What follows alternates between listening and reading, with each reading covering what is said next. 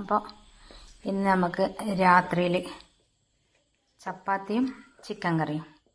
അപ്പം ഞാനിതാ ആട്ടപ്പൊടിയെല്ലാം നല്ലോണം കുഴച്ച് ഉരുട്ടി വെച്ചിട്ടുണ്ട്. എന്നിട്ട് ഓരോന്നായി പരത്തി അങ്ങനെ ചുട്ടെടുക്കുന്നുണ്ട്. അപ്പോൾ ഒരു ചിക്കനും ഉണ്ടാക്കുന്നുണ്ട്. അപ്പോൾ ഇത് യൂട്യൂബിൽ കണ്ടൊരു ചിക്കനാണ്.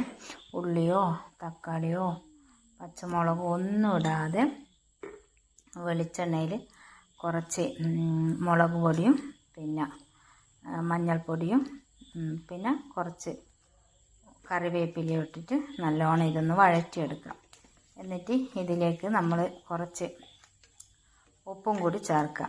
അപ്പം എന്താ പറയുക, ഒരു വെറൈറ്റി ടേസ്റ്റ്. എന്നിട്ട് ഇത് നല്ലോണം ഒന്ന് വഴന്ന് വന്നു കഴിഞ്ഞാൽ ഇതിലേക്ക് നമ്മൾ ചിക്കൻ ചേർക്കുക.